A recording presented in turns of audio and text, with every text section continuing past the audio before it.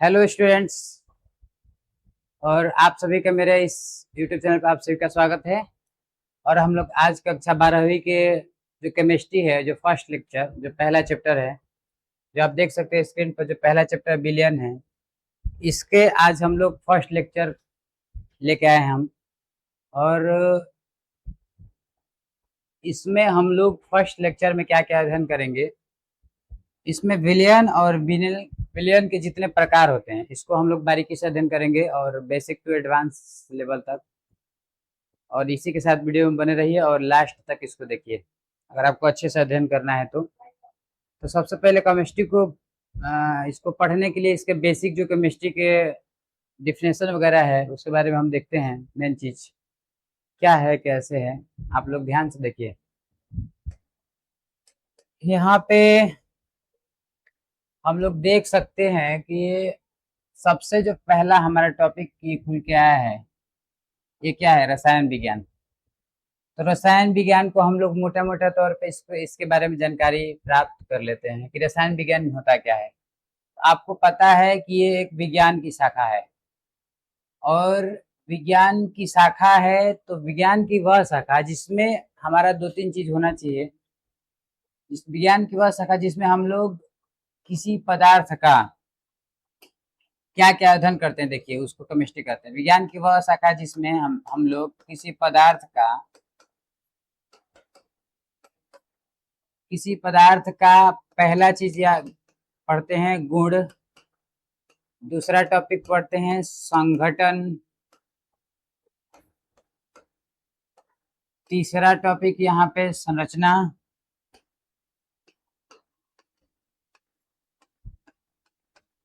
चौथा टॉपिक पढ़ते हैं अभिक्रियाओं के बारे में। अभिक्रियाओं,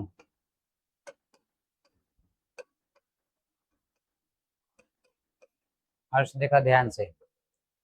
विज्ञान की शाखा है केमिस्ट्री। केमिस्ट्री किसे कहते हैं? तो विज्ञान की वह शाखा जिसमें किसी पदार्थ का गुण पढ़ते हैं, संगठन पढ़ते हैं, संरचना तथा उनमें होने वाली अभिक्रियाओं के बारे में अध्ययन करते हैं। तो आपको सीधा सीधा तौर पे बोल सकते हैं कि विज्ञान की वह शाखा जिसमें किसी पदार्थ का गुण, संगठन, संरचना तथा उनमें होने वाली अभिक्रियाओं के बारे में क्या करते हैं? अध्ययन करते हैं। चार गो टॉपिक।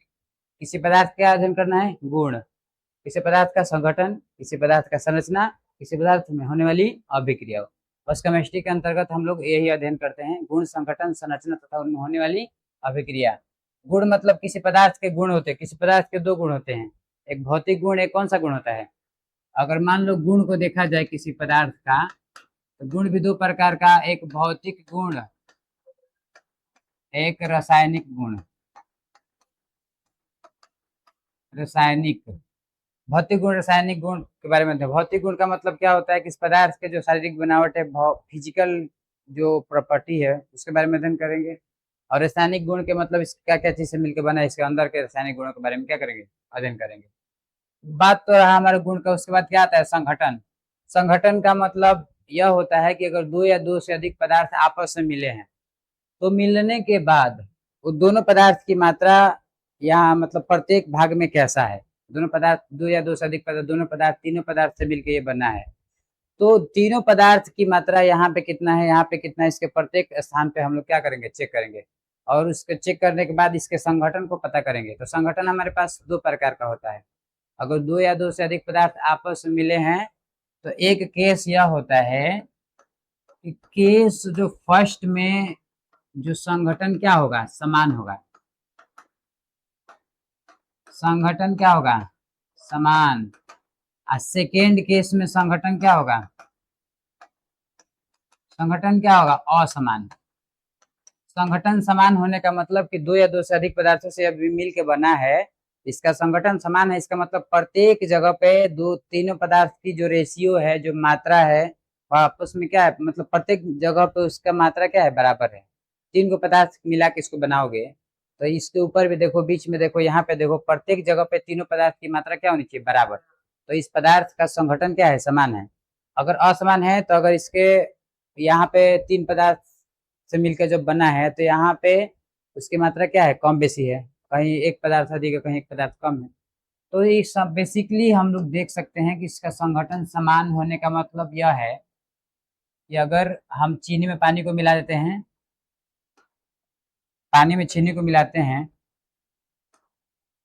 ये पानी है, पानी में अगर चीनी को मिलाएंगे तो पूरा अच्छी तरीके से घुल जाएगा, नीचे से और ऊपर से कहीं से भी आप टेस्ट करेंगे तो आपका चीनी का स्वाद सेम ही आएगा। ठीक है, तो ये संगठन हो गया। उसके बाद संरचना, किसी पदार्थ की संरचना कैसी है उसके बारे में अध्ययन करेंगे। उसके बाद जो अभिक्रियाओं के बारे में क्या करेंगे, अध्ययन करेंगे।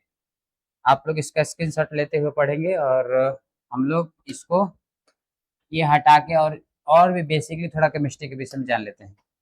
तो आप लोग मोटा मोटा इसको कैसे बोलेंगे, विज्ञान की वह शाखा जिसमें किसी पदार्थ का गुण, संगठन, संरचना तथा उनमें होने वाली अभिक्रियाओं के बारे में क्या करते हैं, अध्ययन करते हैं। इसकी उत्पत्ति कहाँ से हुई है, उत्पत्ति कहाँ से हुई है, मिस्र भाषा के केमिया शब्द से। मिस्र भाषा के केमिया, मिस्र भाषा के केमिया शब्द से हुआ है। इसका उत्पत्ति कहाँ से हुआ है, मिस्र भाषा के केमिया शब्द से, जिसका अर्थ क्या है, जिसका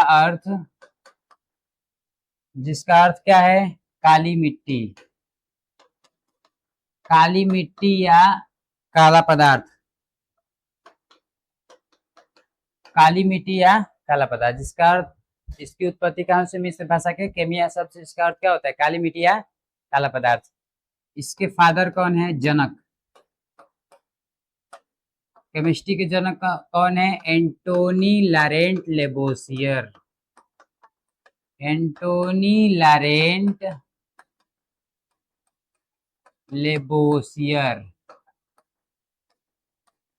एंटोनी लारेंट लेबोसियर, बस इतना याद रखना है। और इससे ज्यादा आपको केमिस्ट्री में बेसिक काफी है, इतना इतना ये टॉपिक आपके माइंड में भर लेना है। ठीक है, उसके बाद हमारा जो केमिस्ट्री जो रसायन है, आप 12th लेवल पे जब क्लास 12 में पढ़ रहे हैं तो इसके 3 पार्ट हम लोग को पढ़ने को मिलेगा।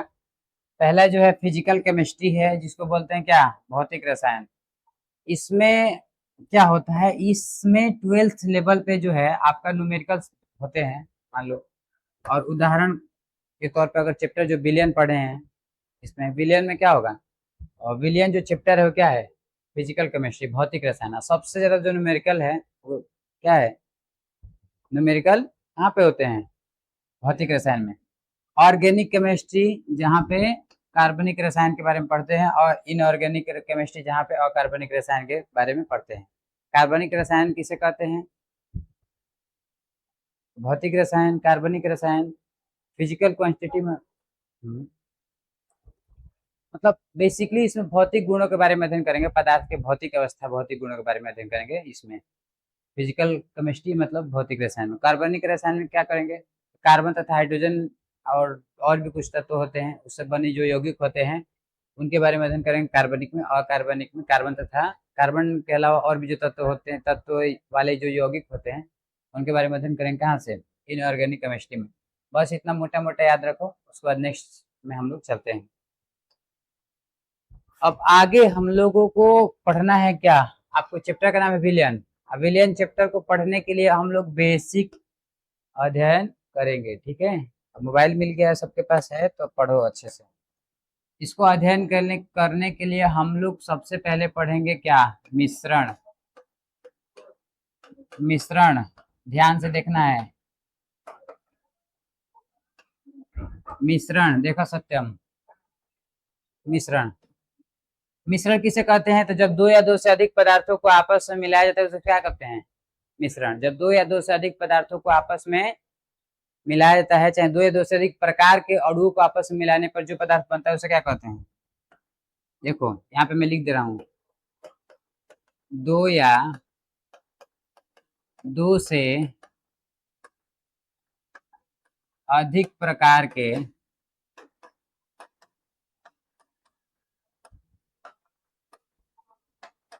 अणुओं को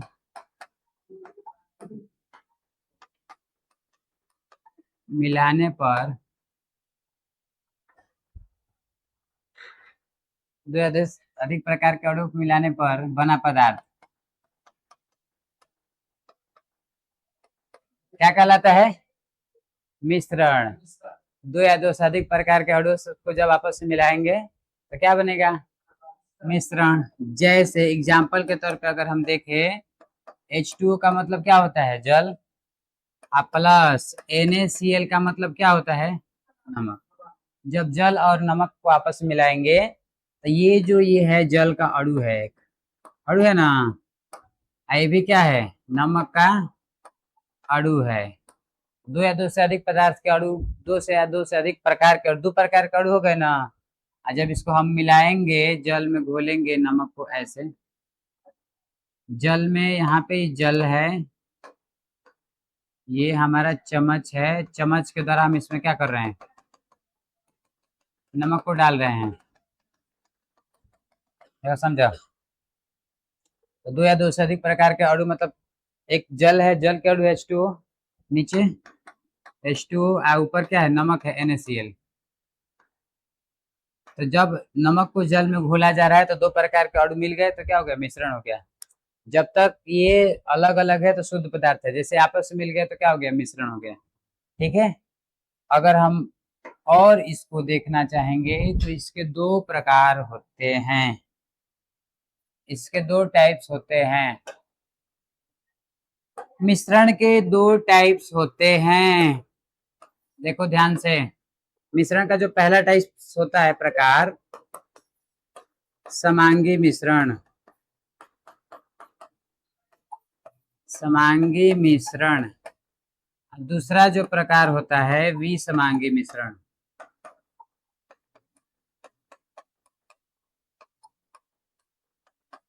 विसमांगी मिश्रण। अब समांगी मिश्रण का मतलब क्या होता है और विसमांगी मिश्रण का मतलब क्या होता है, मैं आप लोगों को समझाता हूँ। कल सबको मैं बता भी दिया हूँ। कोई दिक्कत है? तो दांत दिखाना जरूरी है? बोलो। ये इस टाइप से नहीं आना चाहिए। बहुत प्यारा है, देखो। ठीक है।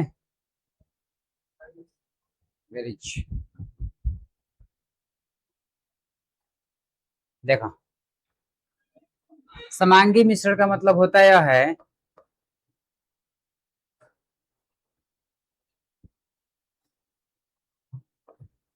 जब दो पदार्थों को आपस में मिलाया जाता है,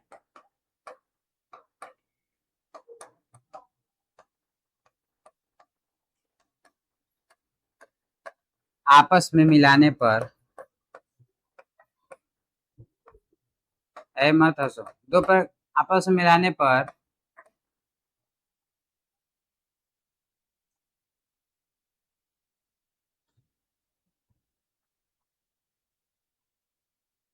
बने पदार्थ का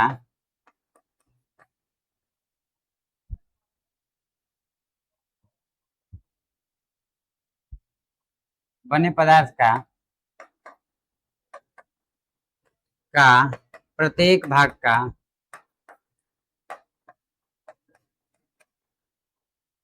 प्रत्येक भाग का संघटन समान हो।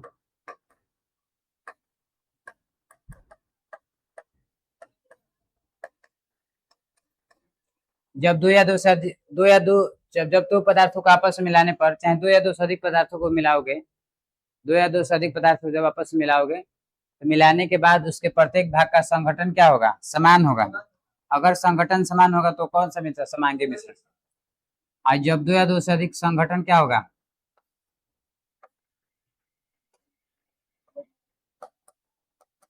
जब दो या दो से अधिक पदार्थों को आपस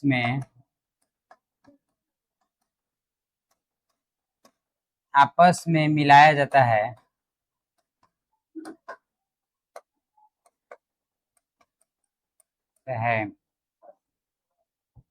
यदि उसका संघटन असमान हो।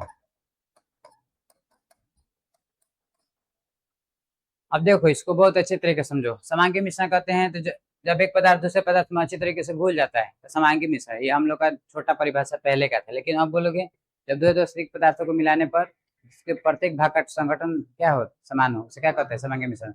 दो या दो से अधिक पदार्थों का ऐसा मिश्रण जिसके प्रत्येक भाग का संगठन क्या हो, समान हो। दो या दो से अधिक पदार्थों का ऐसा मिश्रण जिसके प्रत्येक भाग का संगठन क्या हो, असमान हो। इसमें संगठन असमान होगा तो विसमांगी मिश्रण, और संगठन समान होगा तो क्या होगा, समांगी मिश्रण। समांगी मिश्रण के अगर एग्जाम्पल में हम बात करें यहाँ पे, एग्जाम्पल में हम लोग जल में चीनी को घोल सकते हो, जल प्लस चीनी, जल प्लस चीनी का मिश्रण,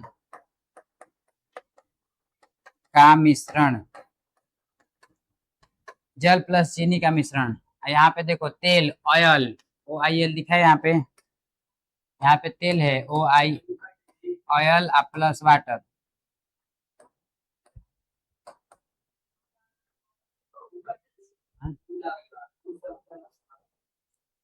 अच्छा, उसका, अरे यार,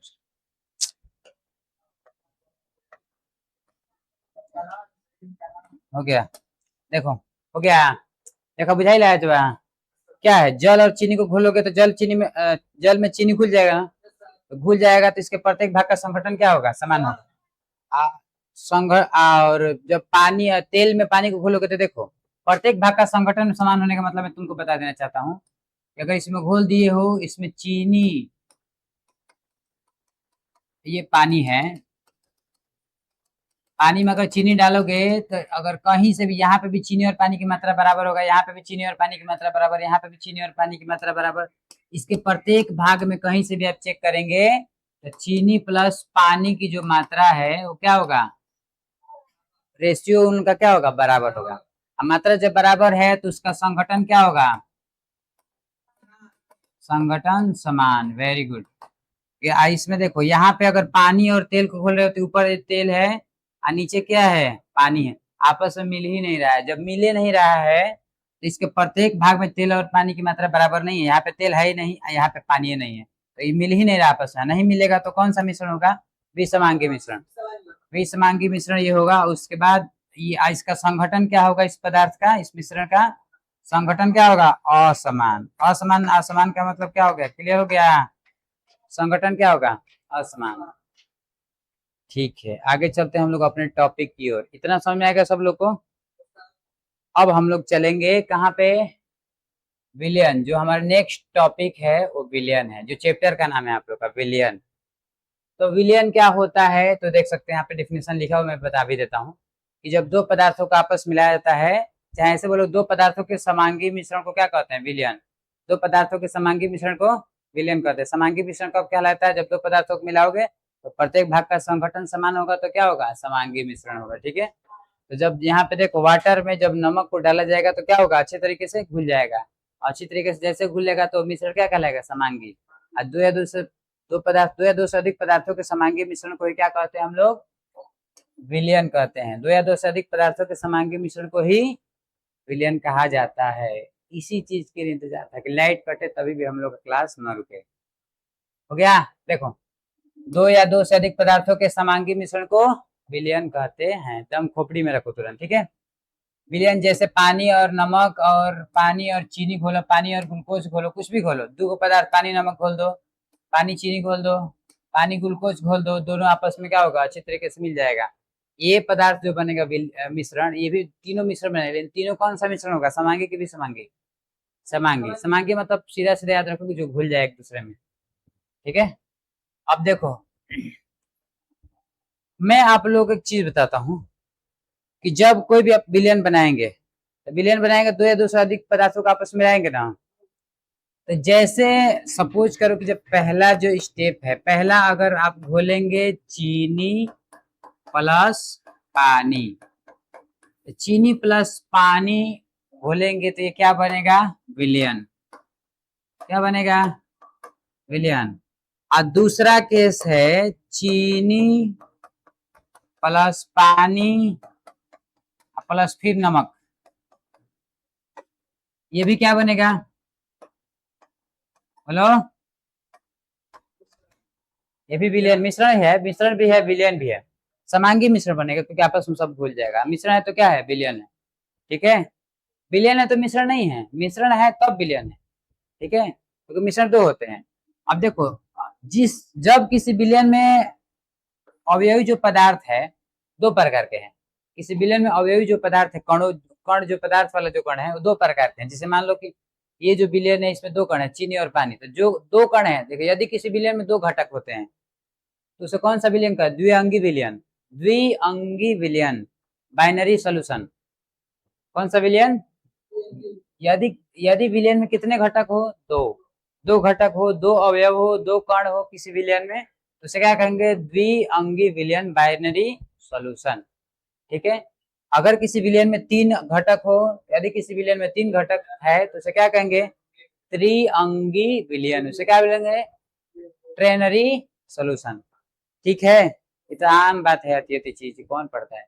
देखो यहाँ पे जल में नमक को घोल दिया गया है और ये अच्छी तरीके से घुल जाएगा आपस में, तो क्या बन जाएगा, विलयन। अच्छी तरीके से नहीं घुलेगा तो विलयन नहीं बनेगा। कल मैं आप लोगों को एग्जाम्पल बताया था,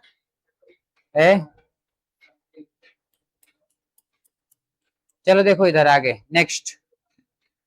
सब कुछ दिखाई दे रहा है, स्पष्ट साफ सुथरा, आवाज सुनाई दे रहा है, कोई किसी को दिक्कत है, किसी को दिक्कत है। 21 मिनट का हम लोग क्लास चल गया, कम से कम 45-50 मिनट का क्लास एक बार में हम लोग चलाना है लगातार। उसके बाद एक दिन चलो एक दिन नोट करो। नेक्स्ट देखो, नेक्स्ट कुछ भी नहीं है। नेक्स्ट टॉपिक जो हमारा आता है, क्या आता है, विलयन के प्रकार। अगला जो टॉपिक हमारा क्या है, विलयन के प्रकार है। नेक्स्ट है विलयन के प्रकार नहीं, सॉरी, विलयन के भाग। विलयन के हमारा कितना भाग होता है, दो। जब कोई भी विलयन बनाएंगे तो पदार्थों को आपस में मिलाएंगे, और जितने पदार्थों को मिलाएंगे तो पदार्थ आपस में क्या होगा, कोई विलय होगा या तो कोई क्या होगा, विलायक होगा। ठीक है, तो विलायक कहाँ बजा रही हो तुम। देखो, विलयन के कितने भाग होते हैं, विलायक और विलय। और विलायक किसे कहते हैं और विलय किसे कहते हैं। तो देखिए, किसी विलयन में जो घटक अधिक मात्रा में होता है, जैसे मान लो कोई भी पदार्थ मिलाएंगे तो यहाँ पे, यहीं पे देख लो, ये मान लो इतना पानी है, सपोज करो क्या है, पानी है। यहाँ पे मान लो 1 चम्मच चीनी है। तो चीनी को जब पानी में डालोगे ना यहाँ पे, तो इसमें कितने घटक हुए विलयन के, दो घटक, एक चीनी एक पानी। मान लो ये चीनी है, एक क्या है, पानी है यहाँ पे। तो विलयन के दो घटक, एक चीनी और पानी। तो विलयन जब बन गया तो इसके दो भाग हुए ना, दो घटक मतलब दो भाग, और दो भाग मतलब जो एक भाग कम है एक भाग क्या है, अधिक है। तो जो भाग कम है उसे क्या कहेंगे, विलेय। क्या कहेंगे, विलेय। और जो भाग अधिक है, जिसका मात्रा ज्यादा है, उसे क्या कहेंगे, विलायक। क्या कहेंगे, विलायक। विलायक मतलब जो नाम आदमी बिला जाओ, अब विलेय मतलब जे बिलाता है, मतलब है हतनी में चीनी बा, इतना मतलब पानी में जाई तो बिलाइए न जाई, बिला जी के मतलब खत्म हो गई, कहाँ गई लोग आए पता ना लगा। आ जे बिलवावा था ओका का कहल जाई, विलायक। मतलब यह बिलवा दिलस पनिया के, चीनिया के बिला नहीं दिया।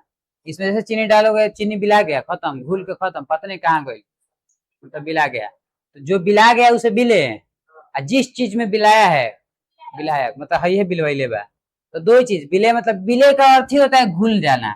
विलय का अर्थ क्या होता है, घुलना। मान लो घुलना, तो घुल गया, विलय हो गया मतलब क्या हो गया, घुल गया। तो जो घुल रहा है, तो इसमें पानी घुल रहा है, चीनी घुल रहा है, चीनी घुल रहा है। चीनी को हम लोग बोल रहे हैं, चीनी क्या है, विलय है, चीनी घुल रहा है। ठीक है, तो आप लोग देख सकते हैं कि ये जो भाग है, किस चीज का भाग है, विलयन का भाग है। ये विलयन का कितना भाग होता है, विलयन के दो भाग। विलयन के भाग कितने होते हैं, दो। पहला विलायक, दूसरा विलय। विलायक को सॉल्वेंट बोलते हैं, विलय क्या बोलते हैं, सॉल्यूट।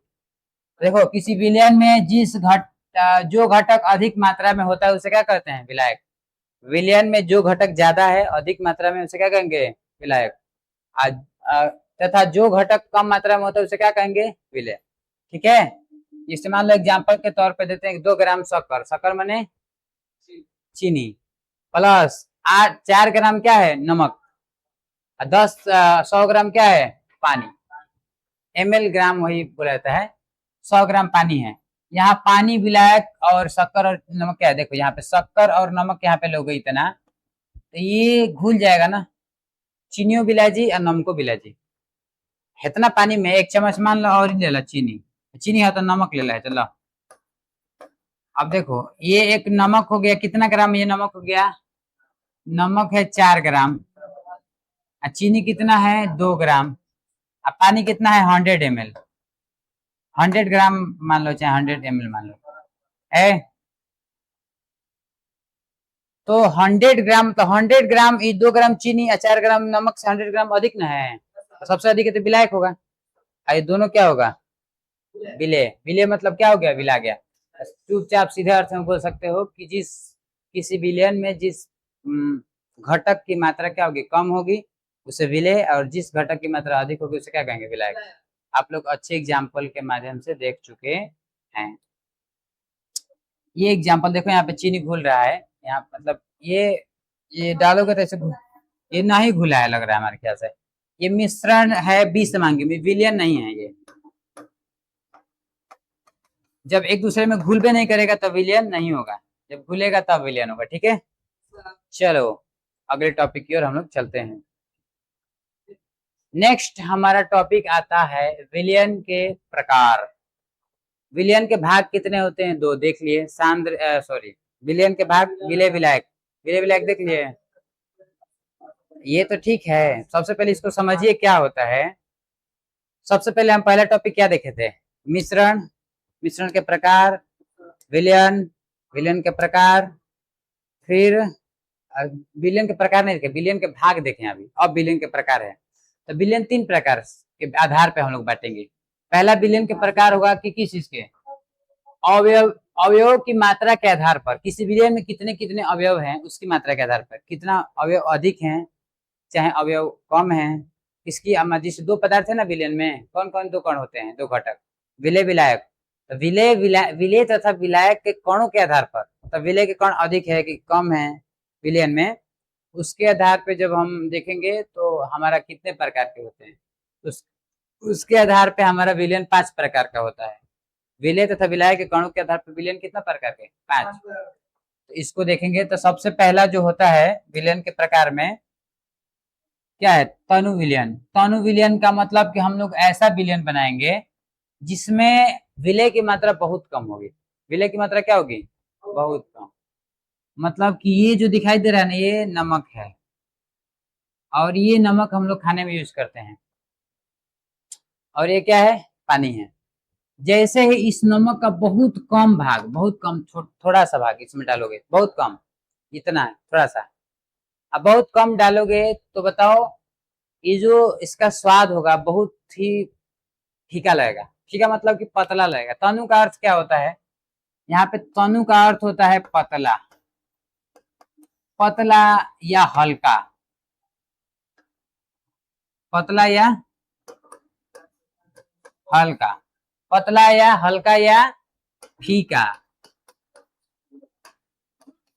फीका मतलब कि बहुत ही कम मात्रा में, या पंचुचुर, 3 नाम से जान सकते हो, पतला या हल्का या फीका या पंचुचुर, 3-4 मात्रा में जान सकते हो, हम भेज देंगे काट के तुमको, काट के यही वीडियो चढ़ा देना जरूर, हम ना कॉपीराइट लगाएंगे, टेंशन मत लो, मैं टॉपिक चढ़ा दो किसी के। देखो देखो यहाँ पहले समझो, पतला, हल्का और या फीका बोल सकते हो तनु। तनु का मतलब बहुत कम मात्रा में, जब किसी विलायक में विलेय को बहुत कम मात्रा में हम लोग डालते हैं तो जो विलयन बनेगा, जो विलयन बनेगा उसे क्या कहेंगे, तनु विलयन। पढ़ने पे फोकस करो, बाद में पहला दिन है जो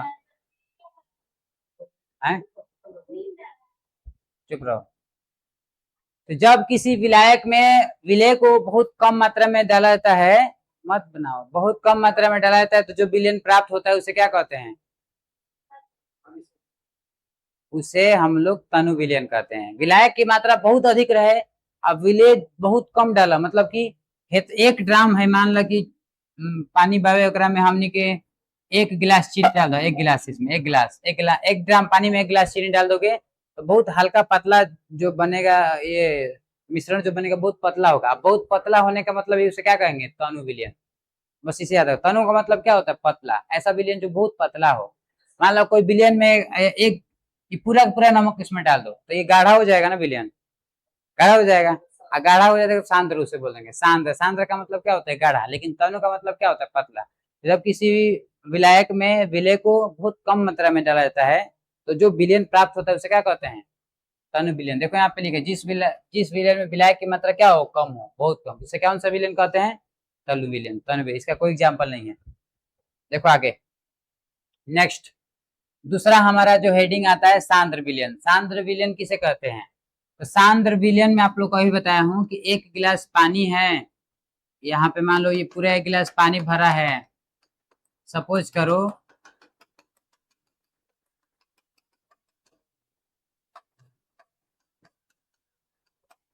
सांद्र विलयन, एक गिलास पानी है, इसमें हम लोग मान लो चम्मच से नमक डाल रहे हैं। देखो चम्मच से नमक डालते जा रहे हैं, डालते जा रहे हैं, डालते जा रहे हैं, चम्मच से नमक डालते जा रहे हैं। शुरू में तो नमक बहुत पतला होगा, मतलब पूरा विलयन बहुत पतला होगा। धीरे धीरे डालते डालते नमक की मात्रा क्या हो जाएगी? बढ़ जाएगी। और जितनी नमक की मात्रा बढ़ेगी, आप लोग नमक डाल रहे हैं, मात्रा बढ़ते बढ़ते एक समय ऐसा आएगा ये जो विलयन है गाढ़ा हो जाएगा, बहुत मोटा हो जाएगा। जब गाढ़ा हो जाएगा तो क्या हो जाएगा? विलयन सांद्र हो जाएगा।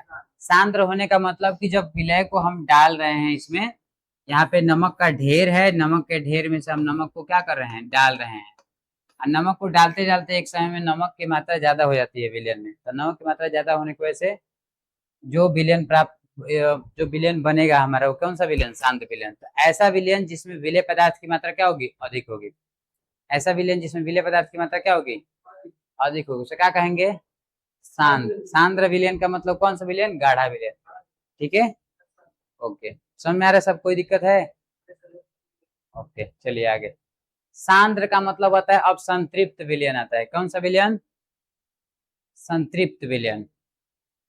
देखिए संतृप्त विलयन का मतलब क्या होता है कि जैसे मान लो कि कोई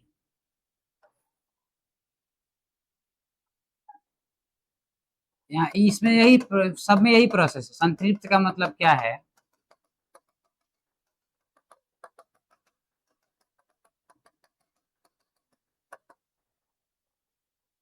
हाँ,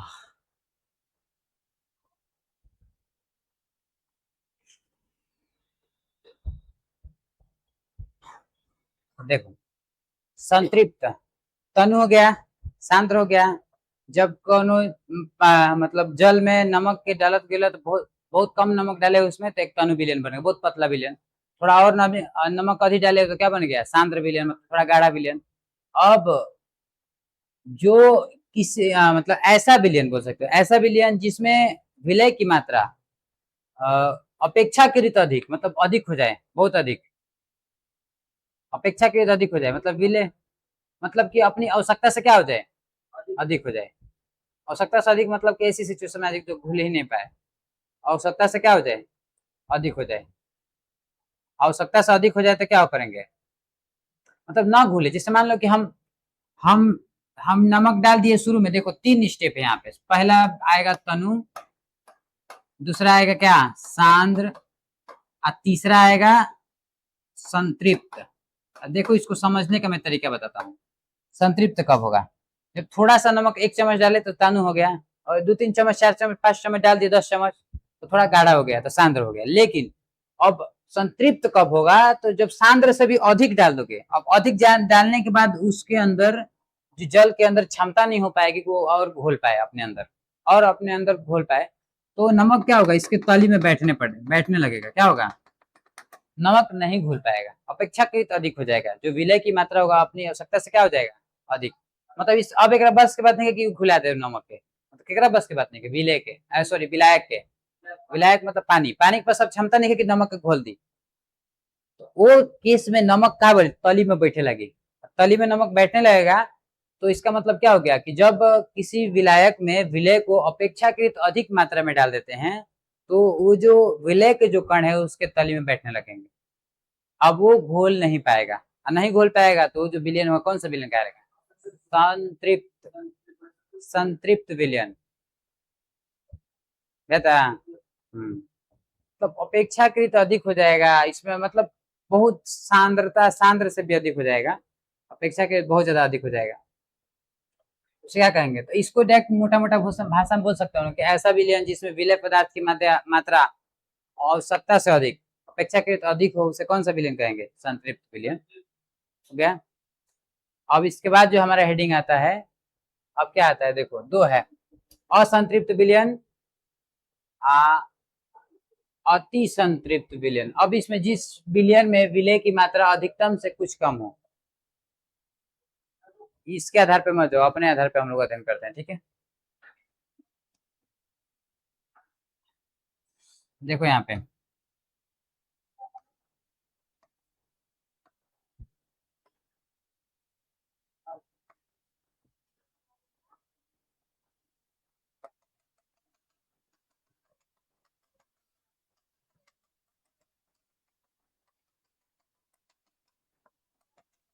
ए देखो कौन सा विलयन हम बता रहे हैं? असंतृप्त विलयन। इसमें भी वही चीज है, घुलने से बहुत अधिक डालते जाओ, नमक डालते जाओ, चीनी डालते जाओ, ऐसे कैसा आएगा कि जब घुल ही नहीं पाएगा। तो एक केस में क्या था, रुको, इसमें इसमें हम लोग क्या पढ़े थे यहाँ पे, संतृप्त विलयन है। इसे मान लो कि इसमें थोड़ा संतृप्त वाला में क्या था कि हम लोग सांद्रता से भी अधिक हम लोग विलय घोल दिए थे, तो घुल मतलब उसमें घुल जा रहा था, मतलब सबसे लास्ट। संतृप्त का मतलब समझ जाओ संतुष्ट हो जाना। तो तुमको खाना दिया जा रहा है, तो अगर खाना दिया जा रहा है तो थोड़ा सा रोटी दिया गया तो तुम बहुत ठीक है महसूस करो कि हल्का रोटी का बहुत कम दिए हैं। थोड़ा दे दिया गया, मान लो 2-3 रोटी, तन तहार काम चलावे लायक तहार पेट में हो गई रोटी, तो समझ लो सांद्र हो गई, मतलब काम चलावे लायक नमक डाल दिला तो काम ले गई।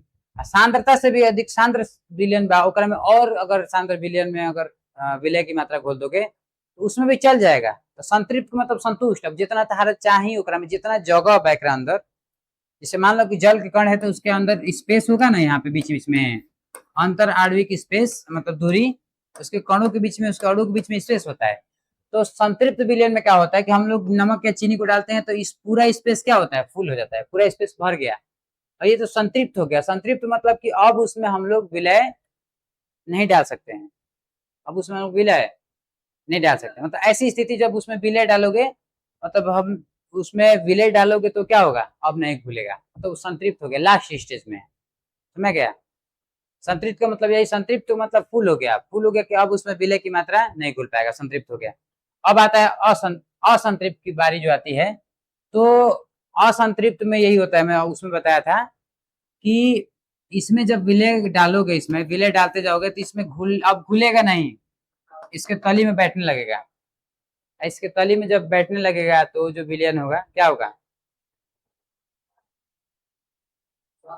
अपेक्षाकृत अधिक हो जाएगा, जिसमें अब विलयन, जिसमें जल नमक या चीनी को नहीं घोल पाएगा, अपेक्षाकृत क्या हो गया, अधिक हो गया, अधिक हो जाएगा तो घोल नहीं पाएगा, उसके तली में बैठने लगेगा, नहीं वही चीनी और पानी में, विलयन में अब वो नहीं आएगा, चीनी और पानी घुल ही ना पाई, क्या ना घुल पाई, कैसे, अपेक्षाकृत अधिक मात्रा हो गया उसका, आवश्यकता से अधिक मात्रा हो गया। अब इस क्लास में मान लो बैठने की जगह है 100 लोगों की, आप 500 लोग बैठाओगे तो नहीं आ पाएंगे, 500 लोग बैठाएंगे तो ऊपर रखना पड़ेगा, ऊपर सब दिखाई देगा, लोग ऊपर बैठ रहे हैं। उसी प्रकार जब इसमें इसकी कैपेसिटी है 100 कण, 1 चम्मच घोलने की, 10 चम्मच घोलने की, तो 20 चम्मच डाल दोगे तो कण नीचे क्या होंगे, बैठने लगे, और नीचे जब कण बैठने लगेंगे तो ये जो विलयन होगा कौन सा विलयन होगा, असंतृप्त। असंतृप्त मतलब क्या हो रहा है, नहीं घुल रहा है, असंतृप्त का मतलब नहीं घुल रहा है, ठीक है। आवश्यकता से अधिक इसमें है, और इसमें देखोगे तो समझ में आएगा। उसके बाद नेक्स्ट जो हमारा टॉपिक आता है, इसी में अभी निचला है, क्या है, अति संतृप्त विलयन। अब ऐसा विलयन जिसमें विलय पदार्थ को, जो विलयन है उसको निश्चित ताप पर नहीं घोल सकते हो, कमरे के तापमान पर। अब मान लो कि किसी पदार्थ में डालते गए, अब इस घुल ही नहीं रहा है, तो घुलने के लिए हम लोग क्या करना पड़ेगा, तो घुलने के लिए हमको हीट करना पड़ेगा। जैसे ही उस बर्तन को गर्म करोगे तो उसके अंदर स्पेस आएगा, फिर वो जो नीचे बैठा हुआ तली में चीनी और नमक है, फिर क्या हो जाएगा, घुल जाएगा। तो एक निश्चित अवस्था में उसमें हम लोग विलय को नहीं करते। संतृप्त, अति संतृप्त विलयन किसे कहते हैं, ऐसा विलयन जिसमें मतलब कि किसी निश्चित ताप पर, मतलब सामान्य ताप पर उसमें हम लोग विलय की मात्रा को नहीं डाल सकते और अधिक नहीं कर सकते हैं, विलय को नहीं घोल सकते सामान्य ताप पर। ऐसा विलयन जिसमें सामान्य ताप पर किसी विलय की मात्रा को, विलय को नहीं घोल सकते हैं, उसके लिए घोलने के लिए क्या करना पड़ेगा, उसके तापमान को बढ़ाना पड़ेगा। स्थिर ताप पर जिस विलयन में विलय की मात्रा संतृप्त विलयन से अधिक हो उस तथा यह साधारण ताप पर अस्थायी हो, मतलब कि असंतृप्त विलयन से ओकरा में मात्रा अधिक डाल दो विलय के स्थिर अवस्था में, स्थिर ताप मतलब कमरा बा रूम में कौन चीज रख दिला, असंतृप्त विलयन में जितना विलय घोलले बड़ा उससे अधिका घोल दे एकरा में तो ना घोली तो क्या कर पड़ी, गर्म करना पड़ेगा, गर्म करेगा तो तब क्या हो जाएगा, घुल जाएगा। तो आप लोग ऐसे ही बोल सकते हो कि इस जिस विलयन में विलय की मात्रा स्थिर ताप पर असंतृप्त विलयन से क्या हो, अधिक हो। स्थिर ताप पर विलय की मात्रा असंतृप्त विलयन से क्या हो, अधिक हो। एकरा में जितना विलय डालल गए असंतृप्त में ओकरा से एकरा में विलय की मात्रा क्या होके चाहिए, अधिक होके चाहिए। कौन ताप पे, स्थिर ताप पे। जिसे गर्म करवा तो गर्म में क्या होती, उसमें आपस में क्या हो जाएगा, घुल जाएगा, बिना गर्म किए हुए नहीं घुलेगा। और देखो 2-3 को टॉपिक है उसके बाद खत्म करके यहाँ पे क्लोज कर देंगे, उसके बाद नेक्स्ट टॉपिक हम लोग आगे से पढ़ेंगे, ठीक है। देखो 2 को टॉपिक है और तो अब हम देख सकते हैं किसके आधार पे, विलायक की भौतिक अवस्था के आधार पर किस चीज का प्रकार, विलयन के प्रकार। विलयन पिछला वाला कौन पे पढ़े थे, विलयन के जो घटक के आधार पर, घटक के मतलब घटक के आधार पर विलयन के प्रकार, तो कौन, तनु, सांद्र, संतृप्त, असंतृप्त, अति संतृप्त, 5 को प्रकार पढ़े थे। लेकिन इसमें क्या होगा, इसमें विलायक के आधार पर हम लोग पढ़ेंगे, विलायक की भौतिक अवस्था के आधार पर। मतलब कि सुना है मैं कहा रही गैसीय विलयन कब कहा, जब विलायक रही का द्रव, विलायक का रही चाहे, सुनो सुनो एक मिनट, गैसीय विलयन में विलायक क्या रहेगा, गैस, मतलब गैस की मात्रा ज्यादा रहेगा। विलायक क्या है, गैस है। अब विलय कुछ भी डाल दो, गैस में सॉलिड, लिक्विड, गैस कुछ भी खोल दो, मतलब जो सबसे अधिक जो मात्रा है, अधिक मात्रा है वो क्या होना चाहिए, गैस। अधिक मात्रा क्या होना चाहिए, गैस। एकरा में तू सॉलिड घोरा, मतलब गैस में ठोस घोरा छोटा सा, या गैस में क्या घोला, लिक्विड, या गैस में क्या घोला, गैस। सबसे बड़का जो मात्रा होना चाहिए, जो विलायक होना चाहिए, वो क्या होना चाहिए, गैस। गैसीय विलयन कब कहेंगे, गैसीय विलयन तब कहेंगे ना जब गैस में कोई चीज घुलेगा, गैस में ठोस द्रव गैस कुछ भी घुले तो उसे कौन सा विलयन कहेंगे, गैस में, गैसीय विलयन। गैसीय विलयन कब होगा, ऐसा विलयन जिसमें विलायक के रूप में क्या हो, गैस हो। विलायक के रूप में मतलब जिसकी मात्रा अधिक हो, क्या है, गैस है, उसे कौन सा विलयन, गैसीय विलयन। उसके बाद द्रव विलयन किसे कहेंगे, तो विलायक की मात्रा क्या हो, विलायक क्या हो, द्रव हो। ऐसा विलयन जिसमें विलायक क्या हो, द्रव हो, तो उसे कौन सा विलयन कहेंगे, द्रव विलयन। जैसे मान लो पानी में हम नमक के घोलते हैं तो विलायक द्रव बनू, सबसे अधिक मात्रा द्रव में बात ओकरे नु विलयन का है, ये जिसकी मात्रा अधिक होगी वो विलायक है। अब विलायक जो होगा वही क्या कहेगा, विलयन कहेगा। द्रव्य विलयन, ठोस विलयन, ठोस विलयन कब होगा, तो जब विलायक क्या होगा, ठोस होगा, विलायक कुछ भी हो कोई दिक्कत नहीं, जो घुल रहा है वो कुछ भी हो, लेकिन जिसमें घुल रहा है वो क्या होना चाहिए, ठोस होना चाहिए, तब ठोस विलयन होगा। गैसीय विलयन कब होगा, तो बताए हैं जब विलायक गैस होगा, गैस में कुछ भी घोलो तो गैसीय विलयन। विलायक द्रव होगा, द्रव में कुछ भी घोलो तो क्या हो, द्रव्य विलयन। अब विलायक अगर क्या होगा, ठोस होगा, ठोस में कुछ भी घोलो, ठोस द्रव गैस कुछ भी घोलो तो कौन सा विलयन होगा, ठोसी विलयन। तो विलायक पे डिपेंड करता है कि विलयन आपका गैसीय है कि द्रव्य है कि ठोसीय है, ठीक है।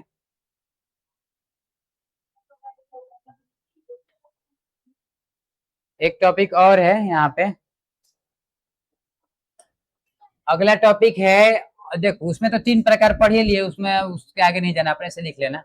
अवयव की भौतिक अवस्था के आधार पर, इस आधार पर जो विलयन के प्रकार है, और विलयन के प्रकार है ना, अवयव की भौतिक अवस्था के आधार पर विलयन के प्रकार, on the basis of physical state of components, मतलब अवयव की भौतिक अवस्था के आधार पे।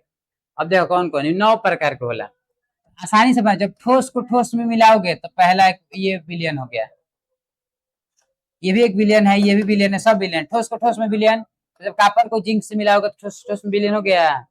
उसी प्रकार ठोस से द्रव में विलयन, जब जल में चीनी को मिलाओगे ठोस से द्रव में विलयन।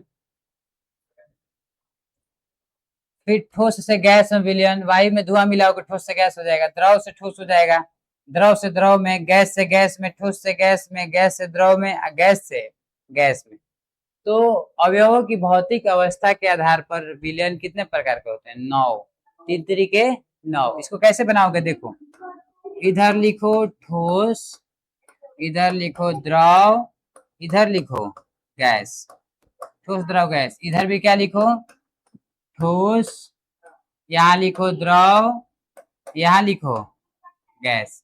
अब तीनों का तीनों के साथ बनेगा, ठोस का ठोस के साथ बनेगा, ठोस का द्रव के साथ, ठोस का गैस के साथ, द्रव के ठोस के साथ, द्रव का द्रव के साथ, द्रव का गैस के साथ, गैस का ठोस, गैस का द्रव, गैस का गैस। मतलब 3 तरीके कितना को बनेगा? 9। तो अवयवी कणों के भौतिक अवस्था, अवयवों के भौतिक अवस्था के आधार पर इस विलयन के कितने प्रकार होते हैं? 9 प्रकार होते हैं। और देखो आज के टॉपिक में हम लोग क्या क्या अध्ययन किए, देखिए ध्यान से इसको रिवीजन करके आना है घर से, ठीक है। आज के टॉपिक में हम लोग क्या क्या अध्ययन किए मैं बता देना चाहता हूँ। इसका कोई डिफिनीशन नहीं होता, बस याद रखो ये आज का टॉपिक, आज का टॉपिक, आज का टॉपिक सबसे पहले हम लोग CHEMISTRY केमिस्ट्री के बारे में अध्ययन किए। उसके बाद दूसरा टॉपिक क्या आया? मिश्रण, मिश्रण तथा उसके प्रकार, मिश्रण तथा उसके। तीसरा टॉपिक क्या अध्ययन किए? विलयन, विलयन तथा विलयन के भाग।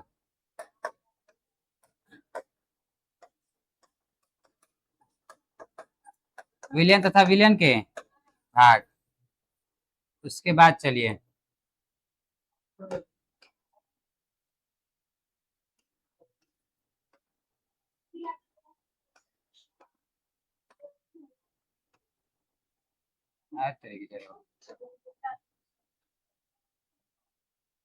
कैसे हो गया भाग, विलयन तथा विलयन के भाग। उसके बाद कौन सा टॉपिक पढ़े बताओ? उसके बाद कौन सा टॉपिक पढ़े हैं? विलयन के भाग के बाद कौन सा टॉपिक पढ़े हैं? विलयन के प्रकार। विलयन के प्रकार में हम लोग 3 टॉपिक पढ़े हैं। पहला घटकों के आधार पर,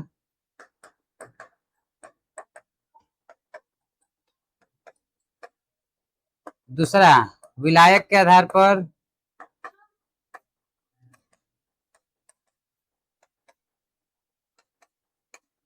और तीसरा अवयवों की भौतिक अवस्था के आधार पर।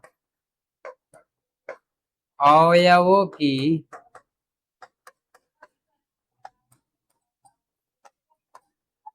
भौतिक अवस्था के आधार पर।